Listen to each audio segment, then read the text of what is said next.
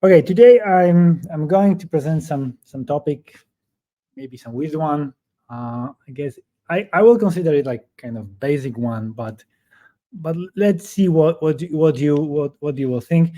Um, it is I'm following my principle or the principle to eat your own dog food, and if I propose to the community to to prepare a presentation regarding some specific topics, I wanted to make my hands dirty first, and and I did that presentation. So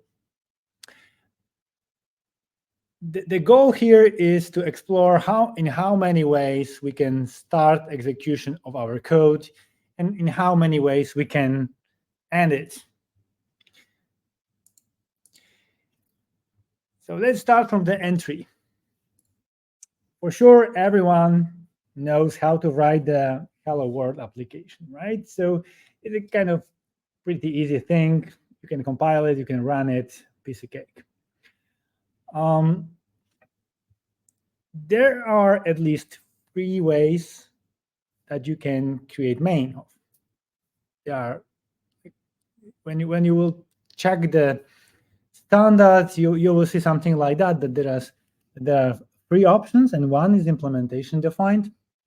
And one of the examples, which is not standard way of handling those, is to provide a third parameter, which is an environment parameters, which will contains environment variables.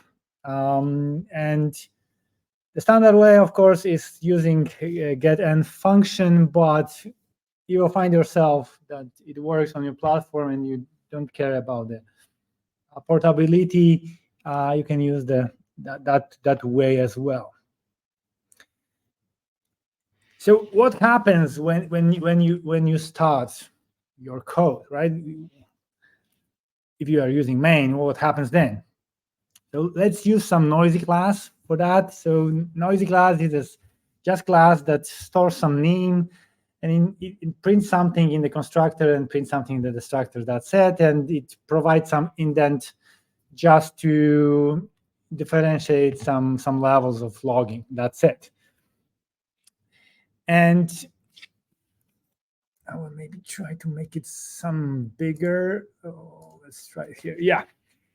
So I'm creating couple of things here. So I'm creating a static field within the static field class.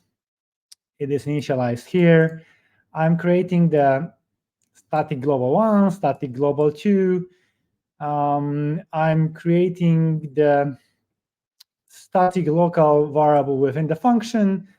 This noisy variable serves only the purpose of informing that we are getting into the function, that we are leaving it. The same goes here. So main function will just print that we enter to the main and just that we leave. And here we just call the function with the statics just to check what will happen. So yeah, so let's go further and to check what will happen. So first, you see, like in first and last line, you see that static noise is initialized and destroyed in the last line.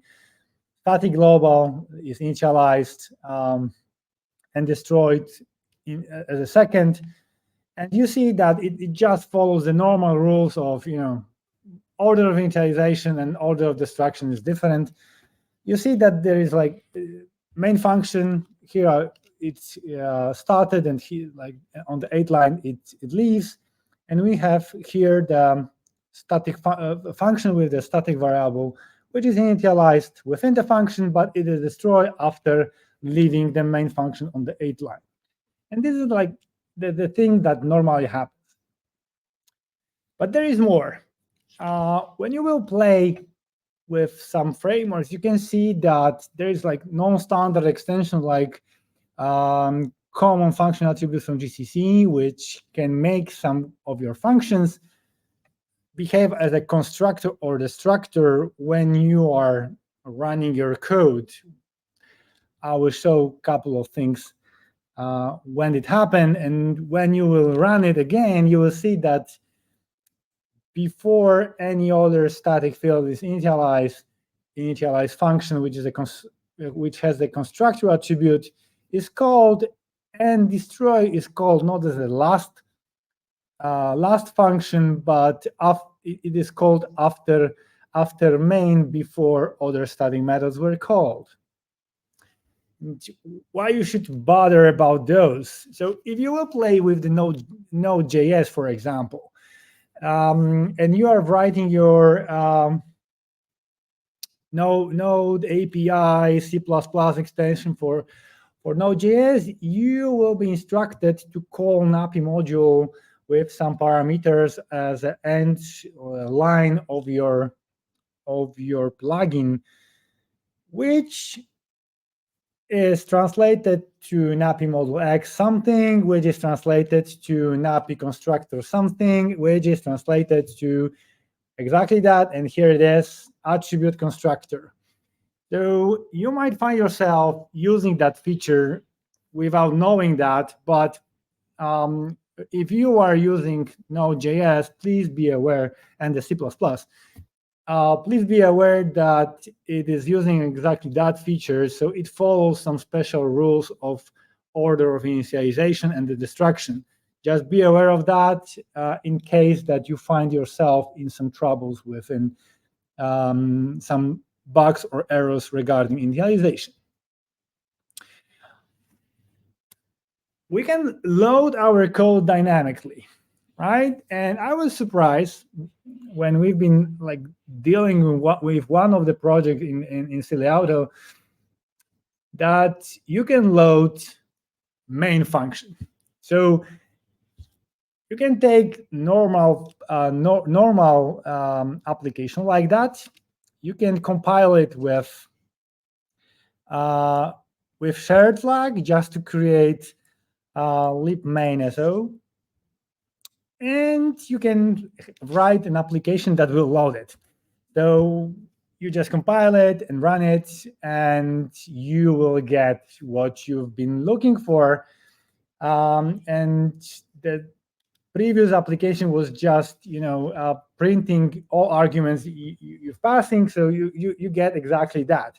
So what happens here? We define the signature of the function that we will be loading. We are loading our library with dlopen. We are here. We are loading the main symbol from our library handle. We need to cast it with the reinterpret cast to our signature because the dlsim returns void star. And we are running our main, and it requires two arguments, which is the argc and argv, which is the char star star type. Unfortunately, this array of arguments have const char star arguments, so that's why you need to cast it with the const cast, but it will be constant nevertheless. And after all, you just close the library and that's it. And how the logs will behave in such environment. So I used the previously defined code for loading, but I put some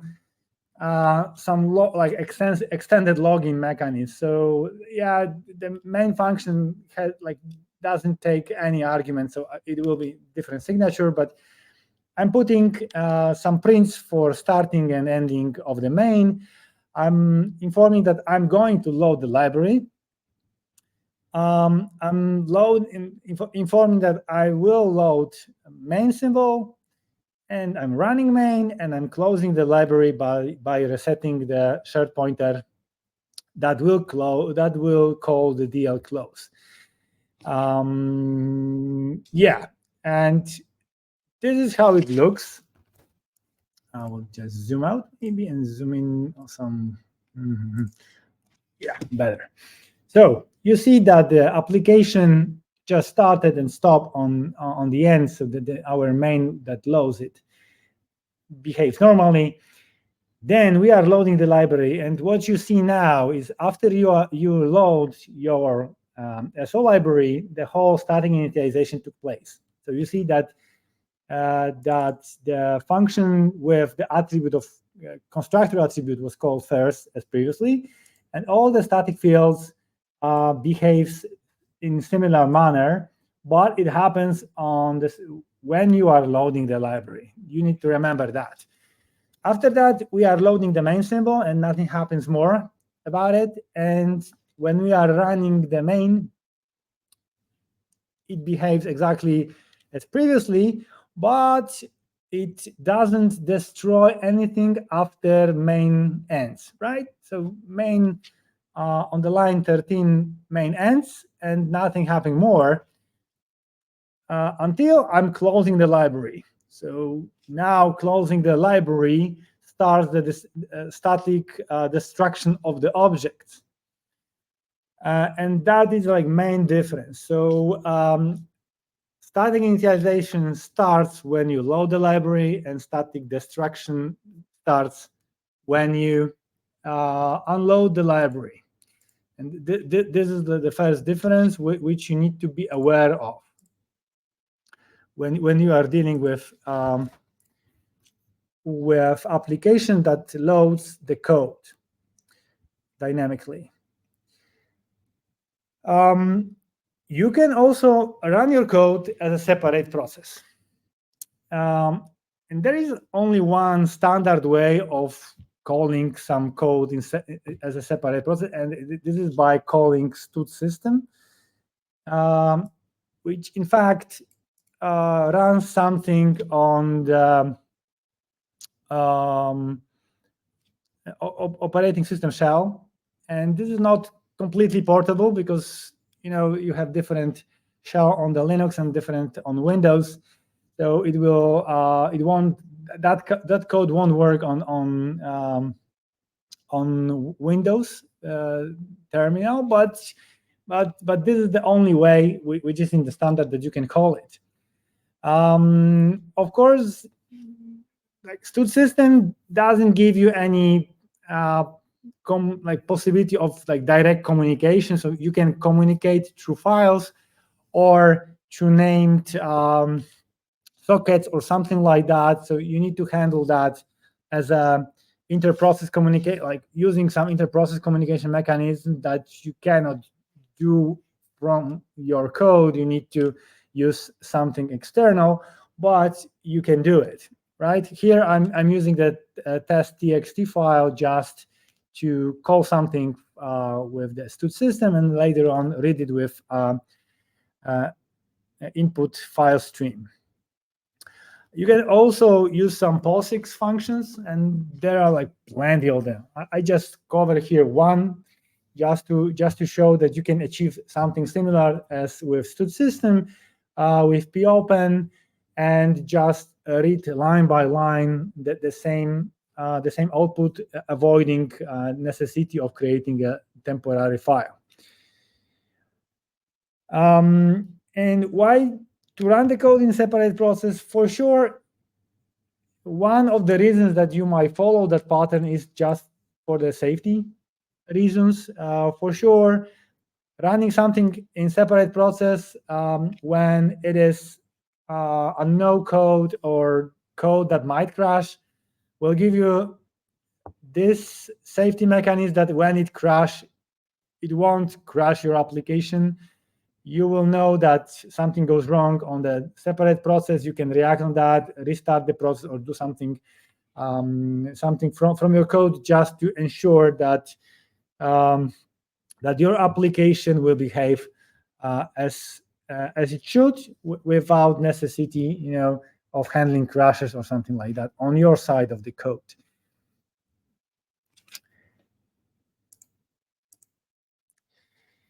You can also run something as a separate thread, and then you need to be aware of some other stuff. So C++11 brings you the keyword which is a thread local,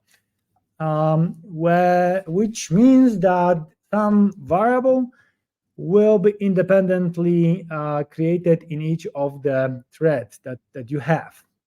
But when you run something like that, what you see here, you will see that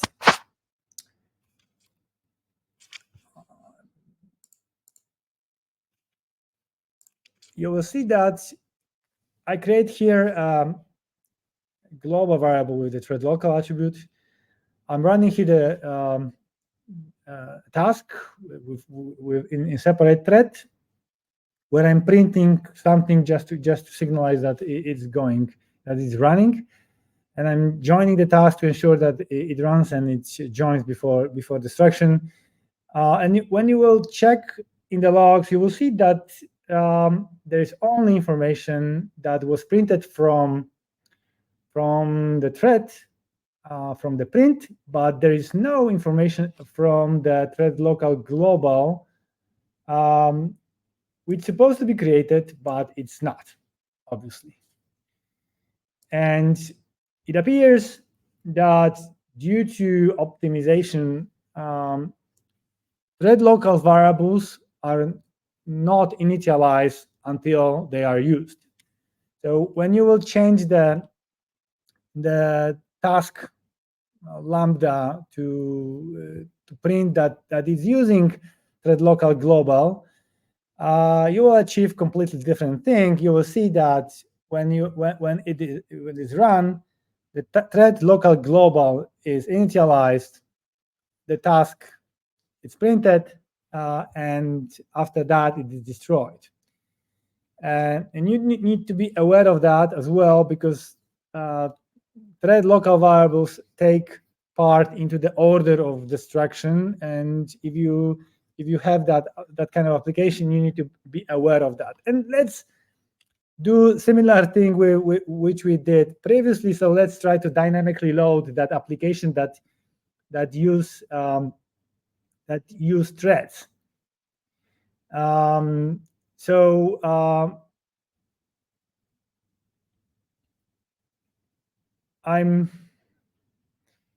putting here the thing that I'm closing library, and what you will see here is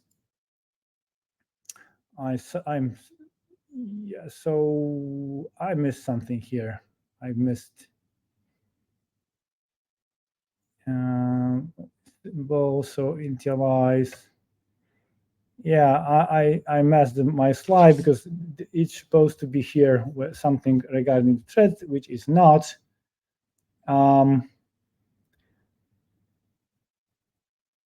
Okay, so it should behave similarly as it was with. Okay, what happened here? Maybe I will explain here. So what we try to do here is we are calling. Okay, I lost for a second, but I get back. So I load the main again, but what I'm doing here is I'm passing the main to the separate thread, and I'm running that.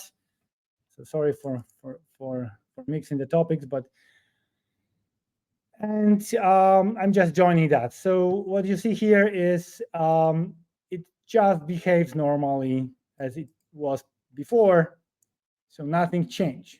But the situation is that it might fail somehow.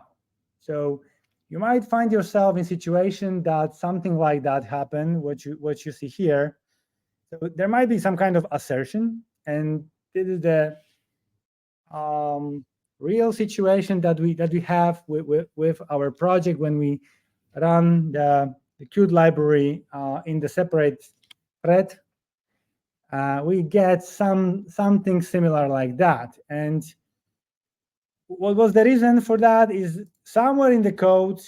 For example, I put the that kind of the code which stores in static initialization the idea of the thread, and later on within some function it's just checking if it's called on proper thread. So the issue here is that thing will be initialized on the function load, which as you can see here, will happen here on my main, on one of the threads that I'm running main, this main, and later on I'm passing the main. So here the ID of the thread will be initialized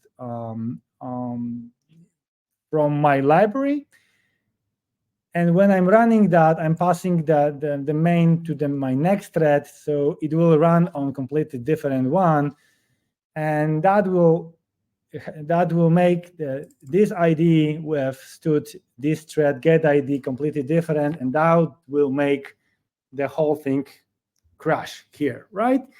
So you need to be aware of that situation, that some code runs when the library is low, and some will be later on called.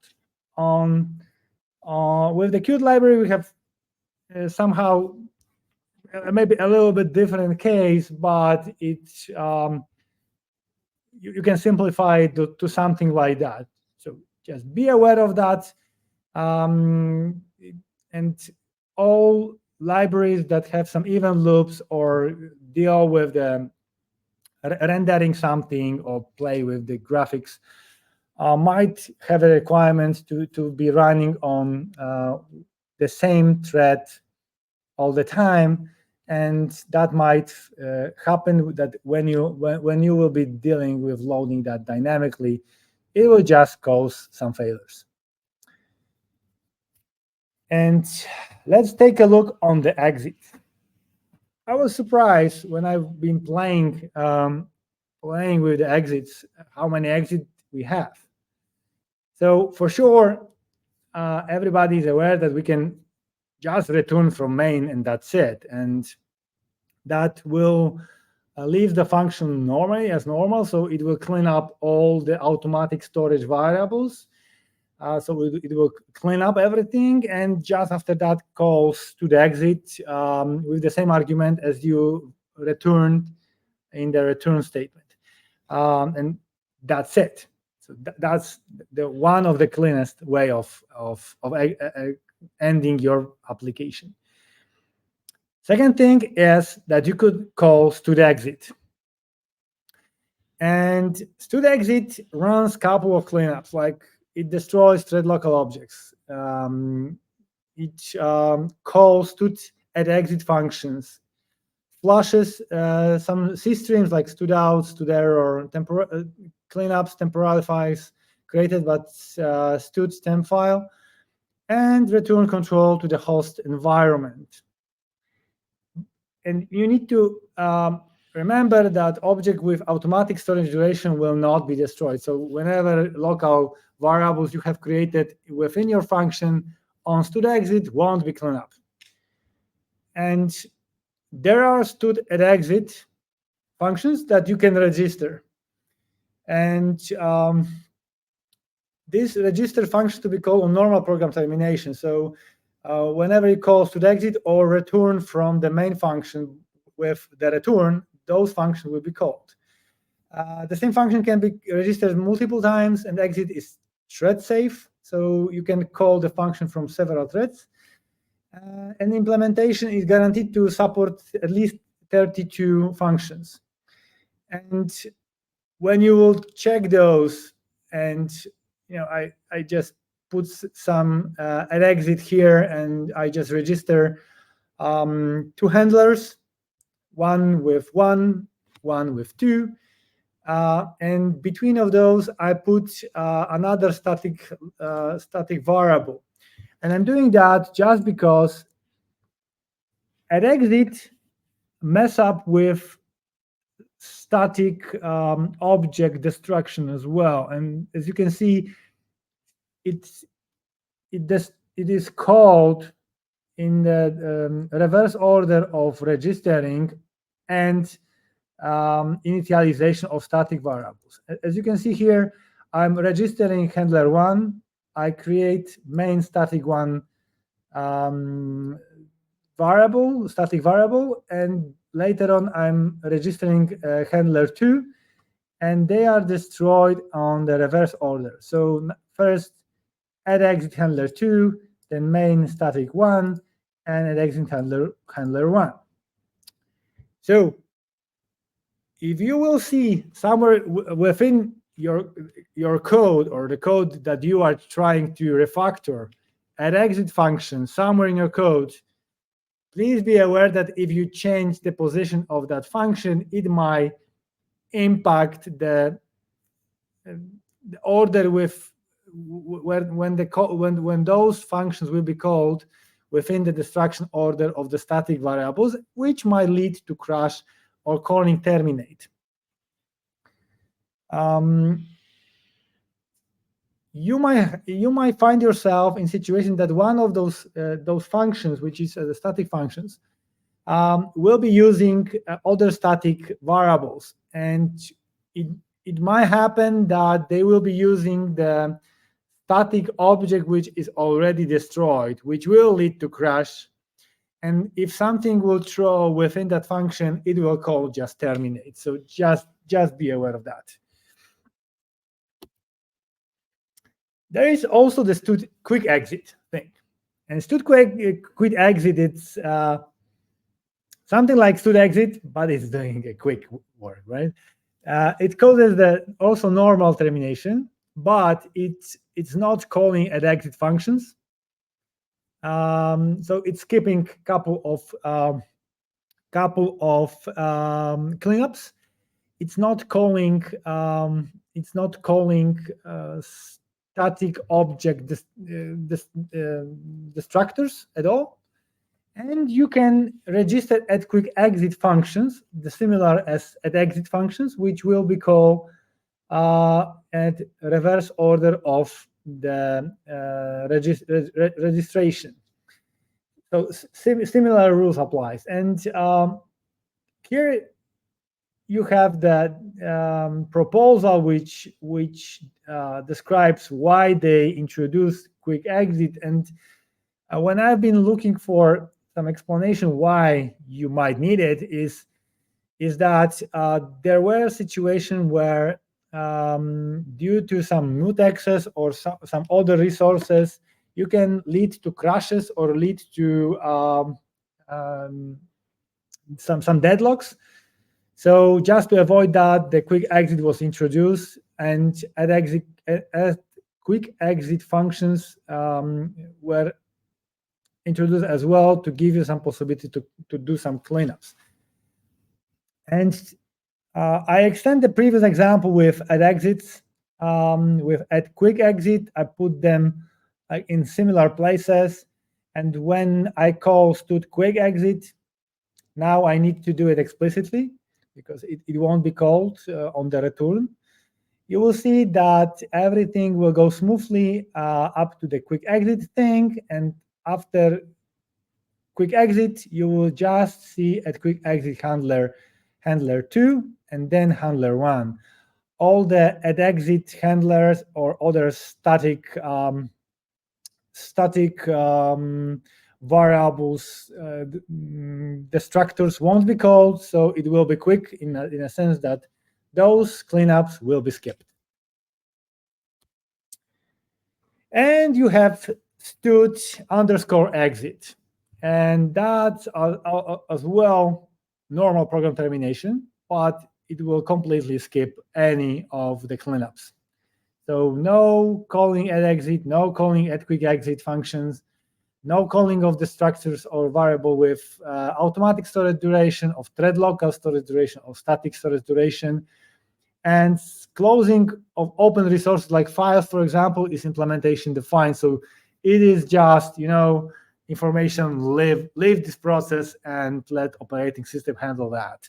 So you might find yourself in a situation that that you need to close your process and some static variables crash your process during the cleanup, and the operating system getting information that your process crashes and behaves abnormally, and you need to avoid that. And you cannot fix that because you are using third-party library. So you might find yourself in a need to call that function to just exit the process without any of the cleanups.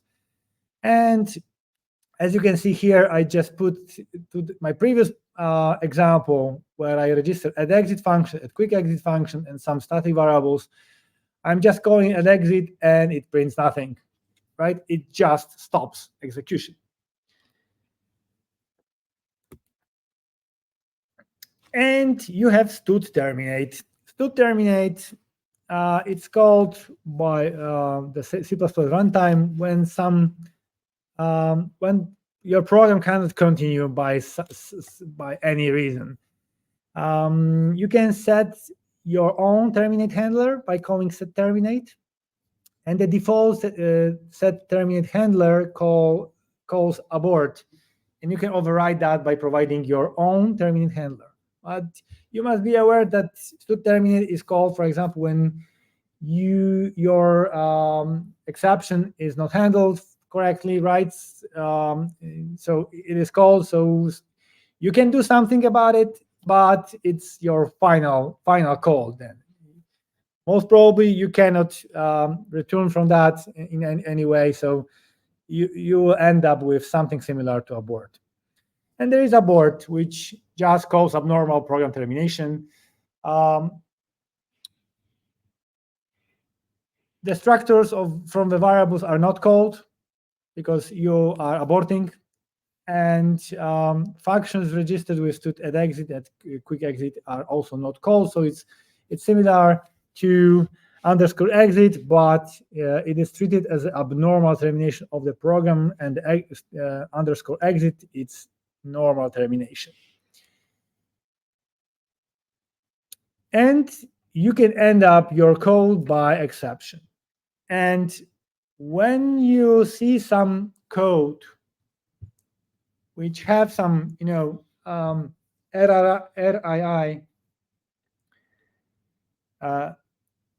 you expect that that your code is safe when it comes to exceptions.